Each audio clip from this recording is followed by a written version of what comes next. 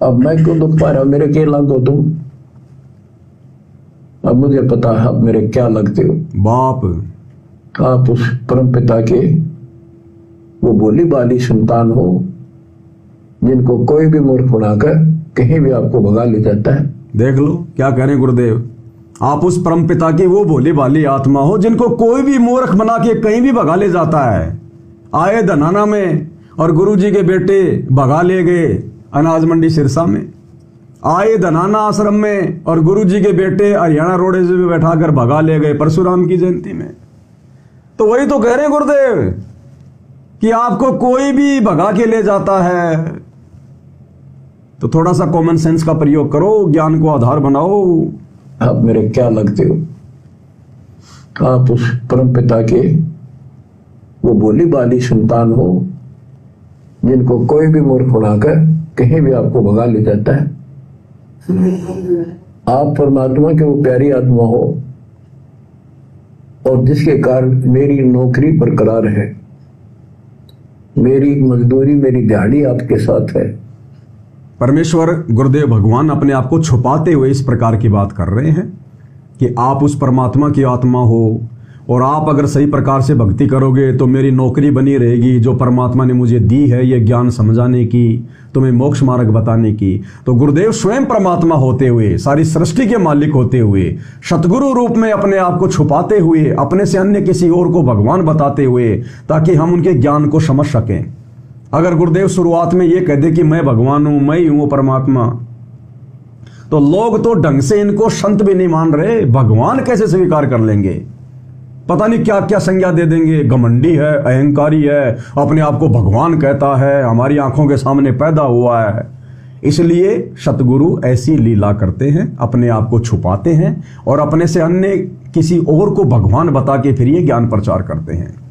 और ये तत्व ज्ञान फिर धीरे धीरे धीरे धीरे अधिकारी आत्मा के हृदय में ऐसे समा जाएगा, फिर वो आत्मा अपने आप ही नीर खीर का निबेरा कर लेगी। कहे कबीर सोए जन मेरा, जो नीर खीर का करे निबेरा। कि हमारे गुरुदेव भगवान कौन है, क्यों अपने आप को छुपा रहे हैं, क्या कारण है, और उस कारण को समझकर साध संगति से जुड़कर फिर अपने गुरुदेव के साथ में फिर परमात्मा वाला व्यवहार करेगी। एकमात्र गुरुदेव का जयकारा, घर में केवल एकमात्र गुरुदेव की फोटो, केवल गुरुदेव के आगे दंडवत, गुरुदेव को भोग लगाना, गुरुदेव की आरती उतारना, सतगुरु की महिमा करना। फिर वो आत्मा अपने गुरु को परमेश्वर मानकर परमेश्वर की तरह व्यवहार करेगी। तब उसकी आत्मा के मैल कटने शुरू होते हैं। फिर गुरुदेव कहते हैं ना कि बच्चों, उस परमात्मा का नाम लेने मात्र से हमारे जो है वो पाप कर्म कटने लग जाते हैं। लेकिन जो परमात्मा है उसको परमात्मा मानकर अगर वो भक्ति क्रिया की जाए तो आज हम सत्सेवक भाई बहन अपने गुरु को परमेश्वर मानकर ही तो भक्ति कर रहे हैं। तभी तो आज हमें सद्बुद्धि आ रही है, हम भक्ति कर पा रहे हैं, अपनी मर्यादा बचा पा रहे हैं। अन्यथा संगत की मर्यादा बची कहाँ है? किसी की मर्यादा सुरक्षित नहीं है। क्या कह रहे हैं मालिक? आप ही मेरा जीवन हो, आप ही मेरे जीवन का उद्देश्य लक्ष्य हो चुके हो। क्योंकि मुझे ज्ञान हो गया है, मुझे परमात्मा ने यह मजदूरी सौंप दी है। कितनी बड़ी बात कह रहे हैं गुरुदेव भगवान कि आप ही मेरे जीवन हो। कौन? आप और हम आत्माएं। गुरुदेव कह रहे हैं आप ही मेरा जीवन हो, आप ही मेरे जीवन जीने का मकसद हो, आप ही मेरे सब कुछ हो। तो भाई और बहनों, कितनी बड़ी बात कही है परमात्मा ने। अब हम भक्तों ने इसको बिल्कुल एकदम विपरीत करना है, उल्टा करना है। परमेश्वर एक भगत की भूमिका भी कर रहे हैं साथ में। ये विचार आप और हम भक्तों की होने चाहिए अपने गुरु जी के प्रति। अरे आप और हमारे जैसे तो गुरु जी को लाखों हैं, करोड़ों हैं। हमसे तुमको बहुत हैं, तुमसे हमको नहीं। हम पढ़ते हैं ना वाणी में, गुरु जी तुम ना भूलियो चाहे लाख लोग मिल जाही, और हमसे तुमको बहुत है, यानी हमारे जैसे भगत तो आपके पास लाखों हैं, करोड़ों हैं जीव संसार में, पर तुमसे हमको नहीं। लेकिन आप जैसे गुरु हमें नहीं मिलेंगे। तो गुरुदेव कह रहे बच्चों तुम ही मेरा जीवन हो, मेरे जीवन जीने का लक्ष्य हो, मेरा टारगेट हो तुम। ये आप और हम भक्तों को कह रहे हैं गुरुजी कि नालायकों तुम भक्तों ने ये भाव अपने अंदर उत्पन्न करने हैं कि गुरुजी आप ही हमारा जीवन हो, आप ही हमारे जीवन का टारगेट हो, हमारा लक्ष्य केवल आप ही हो। हमने केवल आपको प्राप्त करना है, उस अमर लोक को प्राप्त करना है, सतलोक को प्राप्त करना है, मोक्ष प्राप्त करना है, इस काल के गंदे लोक से हमने छुटकारा प्राप्त करना है। आप और हमारे लिए अपने ऊपर लेकर गुरुदेव समझा रहे हैं। अब जब भगत का टारगेट सतगुरु हो जाएगा, सतलोक हो जाएगा, क्योंकि देखो आप और हम क्यों भक्ति कर रहे हैं? परमात्मा प्राप्ति के लिए। तो परमात्मा तो हमें मिल गया, तो भक्ति छोड़ देनी चाहिए फिर तो। जैसे एक भगत जी थे थोड़े दिन पहले जो साध संगति से जुड़े हुए हैं, लेकिन काल प्रेरणा से उन्होंने कहा कि ये तो व्यभिचारणी भक्ति हो गई। अगर आप अपने गुरु जी को भी भगवान मान रहे हो, फिर आप सतलोक की भी आप जी इच्छा कर रहे हो, तो ये तो व्यभिचारणी भक्ति हो गई। हमारा सतलोक तो हमारे गुरु जी में है। भाई और बहनों, गुरु जी में तो पूरा ब्रह्मांड समाया हुआ है। जाके अर्ध रूम पर शकल पसारा, ऐसा पूर्ण ब्रह्म हमारा। अब 650 साल पहले परमात्मा जी आए, तो परमात्मा तो सबको मिले थे, सबको दर्शन दिया करते थे। तो क्या हो गया? हमारा मोक्ष मिल गई, हमें मुक्ति। परमात्मा तो आज भी मिल गए। भाई परमात्मा प्राप्ति के लिए तो भक्ति करती है दुनिया, आप और हम भी परमात्मा प्राप्ति के लिए कर रहे हैं। तो हमें गुरुजी मिल गए ना, परमात्मा मिल गए ना, तो भक्ति छोड़ देनी चाहिए फिर कि गुरुजी तो मिल गए, ये हमारे गुरुजी परमात्मा है और परमात्मा के लिए मैं भक्ति कर रहा था, तो परमात्मा तो मेरे को मिल गए। तो उस भाई को भक्ति छोड़ देनी चाहिए क्योंकि उसको गुरुजी मिल गए। फिर तू भक्ति किस लिए कर रहा है फिर? भाई गुरुजी तेरे को मिल गए और गुरुजी के अंदर ही सतलोक है, तो भक्ति छोड़ दे, तेरे को तो गुरुजी मिल गए। ये भक्ति अंतिम समय तक करनी पड़ेगी। परमात्मा प्राप्ति का मतलब गुरुदेव ने बताया सतलोक की प्राप्ति। इस गंदे लोक से जिस दिन हमारा मोक्ष हो जाएगा और हम सतलोक में जाकर बैठा दिए जाएंगे, उसको कहते हैं परमात्मा प्राप्ति। तो ये कुविचार काल इस प्रकार से भक्तों के अंदर पैदा करेगा, साथ संगति में भी। अब लड़की की शादी होती है, उसका पति उसको लेने के लिए आ गया, फेरे हो गए और सुबह वो लड़का वापस अपने घर जाने लगे और वो लड़की मना कर देगी, नहीं नहीं नहीं नहीं नहीं, तू मेरा पति है, तू ही मेरा संसार है, तू ही मेरी दुनिया है और तू ही मेरा ससुराल है, मैं तो कहीं नहीं जाऊंगी, बस मैं तो तेरे से चिपके रहूंगी। तो वो मूर्ख लड़की है ना। अरे वो पति भी तो उसको कहीं ले जाने के लिए आया होगा, वापस अपने घर ले जाने के लिए तो आया होगा। और लड़की ना ना ना ना, मैं ससुराल नहीं जाऊंगी, मेरा ससुराल तो तेरे अंदर ही है।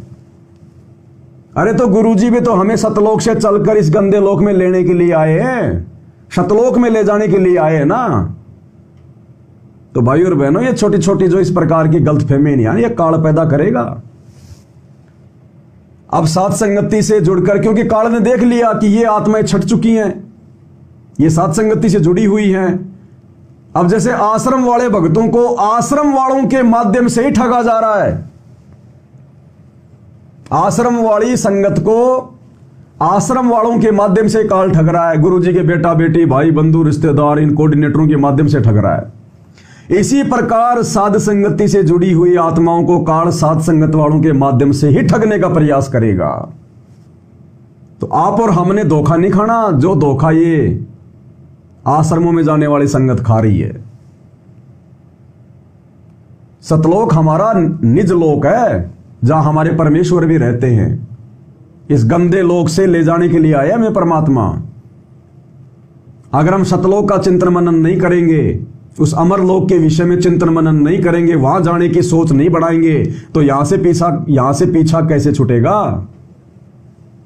अगर वहां के सुखों के बारे में नहीं सोचेंगे, तो इस गंदे लोक के इन दुखों से हमारा पीछा कैसे छूटेगा? हमें आत्मग्लानि कैसे बनेगी? अब कोई लड़का कोई पढ़ाई पढ़ रहा है और कोई ना ना ना ना बस स्कूल में पढ़ाई पढ़ रहा है ना, बस स्कूल में रहना तेरे को। अरे वो नौकरी के लिए पढ़ रहा है मेरे भाई, टीचर उसको पढ़ा रहा है और वो कहना ना ये टीचर ही मेरा सब कुछ है, बस ये स्कूल ही मेरा सब कुछ है, तो भूखा मरेगा फिर वो भूखा। उस बच्चे का टारगेट होता है नौकरी, और नौकरी मिलेगी तब उसको सुख मिलेगा, गाड़ियां मिलेंगी, कोठी मिलेगी, बंगले मिलेंगे। इसी प्रकार गुरुजी हमारे टीचर हैं, गुरुजी हमें उस लोक में जाने की विधि बता रहे हैं, तो हमने गुरुजी के अनुसार उनके वचन में रहते हुए गुरुजी को सब कुछ मानकर और हमने सतलोक प्राप्ति के लिए ये पढ़ाई पढ़नी है। नहीं तो पढ़ाई नहीं पढ़ पाएंगे, हम फेल हो जाएंगे। कोई बच्चा अगर अपने भविष्य को ध्यान में ना रखकर अगर पढ़ाई कर रहा है, वो क्या पढ़ेगा? वो उसका टारगेट तो है ही नहीं कुछ, क्या करेगा फिर? वो मजदूरी करेगा यहीं पर। तो हमारा टारगेट भी होना चाहिए सतलोक प्राप्ति, और सतलोक प्राप्ति करवाएगा सतलोक का राजा परमात्मा सतगुरु बनके। तो सतगुरु के प्रति भी हमने पूरी तरह वफादार रहना है, और टारगेट हमारा कि सतगुरु के साथ सतलोक चलेंगे, तब बात बनेगी। तो क्या कह रहे हैं परमेश्वर? और आपके कष्ट को दास खूब जानता है, आप नहीं जानते। क्या कह रहे हैं गुरुदेव? कि आपके कष्ट को दास खूब जानता है, लेकिन आप नहीं जानते, क्योंकि आप और हम तो जीव हैं। भाई अंतर्यामी कौन है? परमात्मा गुरुदेव। जो अंतर्यामी है वही तो जान सकता है। अरे आप और हमारे कष्ट, कष्ट यानी भाई और बहनों, आप और हमारे असंख्य जन्म हो चुके हैं, असंख्य जन्म। ना जाने कब से हम इस काल के लोक में फंसे हुए हैं।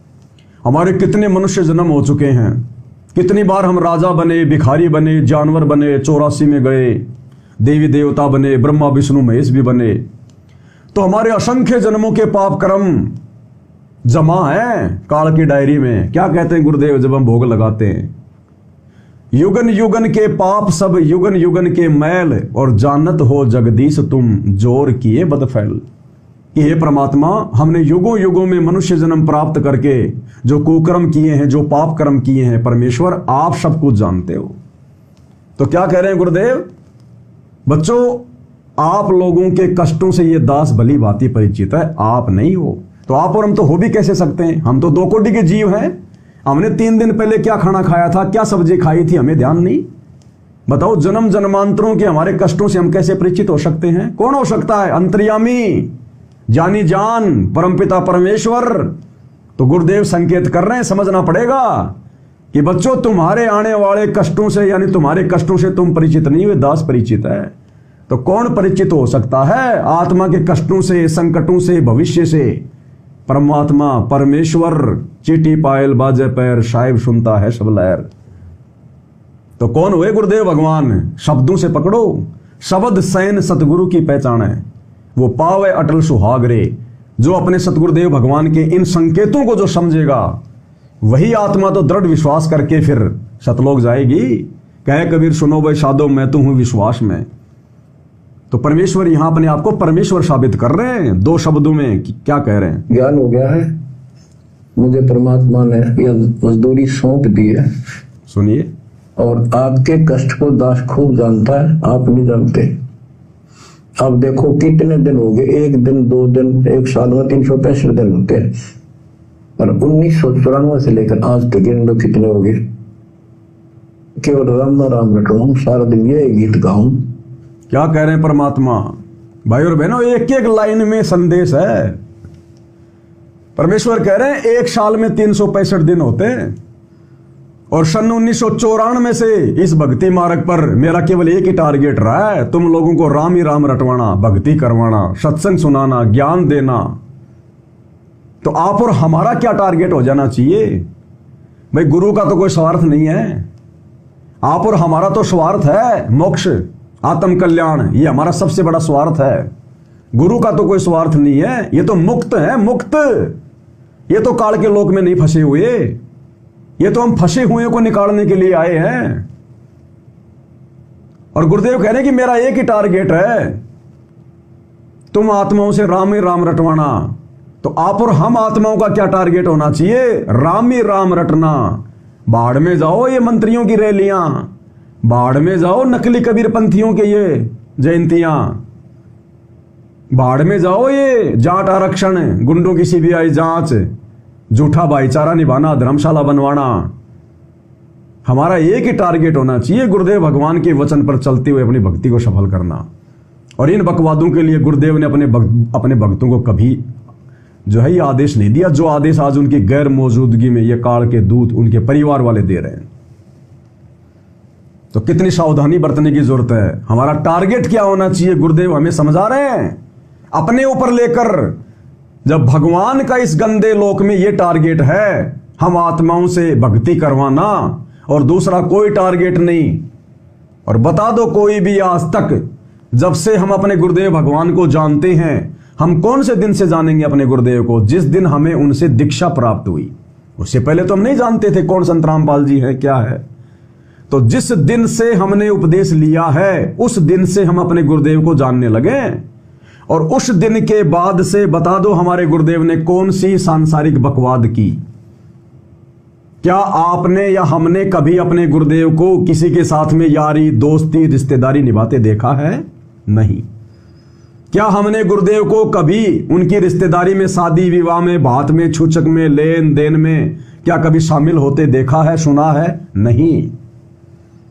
क्या हमने अपने गुरुदेव भगवान का कोई मित्र हो, यार हो, दोस्त हो, या हमारे गुरुदेव भगवान कभी शिमला, ऊटी, मनाली या विदेश में, सिंगापुर में, थाईलैंड में कभी घूमने गए हों, जैसे नकली साधु संत महात्मा घूमने जाते हैं? नहीं। क्या हमारे गुरुदेव ने, जब से हम उनको जानते हैं, क्या उन्होंने कभी कोई राजनीति करी? किसी राजनेता के साथ में उनकी फोटो आपने देखी? नहीं। क्या गुरुदेव ने अपने भक्तों को ऐसा कोई आदेश दिया, या उन्होंने क्या कोई ऐसे काम किए? किसी जाटों के आरक्षण में जाकर बैठे, गुंडों की सीबीआई जांच का गुरुदेव ने समर्थन किया? या गुरुदेव ने अपने सत्संगों के अलावा अयोध्या में जाकर या और कहीं जाकर कोई भंडारा लगाया? क्या गुरुदेव ने कभी समाज के लोगों की धर्मशालाएं बनवाई? क्या किसी राजनीतिक नेता की रैली में गुरुदेव गए? क्या परशुराम जैसों की जयंती में गुरुजी गए? क्या अन्य नकली कबीर पंथियों के यहां पर गुरुदेव कबीर जयंती मनाने गए? क्या गुरुदेव ने कभी कोई खेल का स्टेडियम बनवाया? क्या? तो आप और हम क्या कर रहे हैं? गुरुदेव एक भगत का रोल करके हमें भक्ति समझाना चाह रहे हैं। अगर तुमने मुक्ति प्राप्त करनी है, भक्ति सफल करनी है, तो मेरे भगत वाले जीवन को समझ लो। ये भगत वाला जीवन गुरुदेव ने इसीलिए जी के दिखाया है, आप और हमें भगत बनाने के लिए। कीट न जाने भृंग को, यूं गुरु कर ले आप समान। जब तक हम अपने गुरुदेव के जैसे नहीं बनेंगे, तब तक हम शतलोक के योग्य नहीं बन सकते। तो अभी तक तो हम अपने गुरुदेव के बेटा बेटियों के जैसे बनते जा रहे हैं। गुरुदेव के बेटे जैसे, गुरुदेव की बेटियों के जैसे, गुरुदेव के रिश्तेदारों के जैसे, इन कोऑर्डिनेटरों के जैसे बनते जा रहे हैं हम, जो हमें काल की तरफ लेके जा रहे हैं। गुरुदेव की तरफ तो केवल उनके सत्सेवक बच्चे चल रहे हैं। गुरुदेव के जैसा योग्य सुयोग्य भगत उनके सत्सेवक बच्चे बनते हुए जा रहे हैं। इसलिए परमात्मा कहते हैं, गुरु को कीजिए दंडवत कोटि कोटि प्रणाम, और कीट न जाने भृंग को, यूं गुरु कर ले आप समान। जब हम अपने गुरुदेव के समान हो जाएंगे, गुरुदेव के समान होने का मतलब है जो भूमिका गुरुदेव ने एक भगत की निभा के हमें दिखाई है ना, कि एक योग्य सुयोग्य भगत की क्या परिभाषा होती है, क्या उसके लक्षण होते हैं। जब तक तुम उस लाइन पर नहीं आओगे, तुम मोक्ष प्राप्ति का सपना मत देखना। इन राजनेताओं की रैलियों में धक्के खाते खाते केवल हम सुअर बन सकते हैं, हम कुत्ते बन सकते हैं। क्योंकि राजा क्या बनेगा? एक हरि की भक्ति बिन राजा गधा होए, और माटी लदे कुमार की घास न डाले कोई। तो जिसकी हम रैली में जा रहे हैं, जब वो गधा बनने जा रहा है, तो हम क्या बनेंगे? हम राजा बनेंगे क्या? वो ही हम बनेंगे।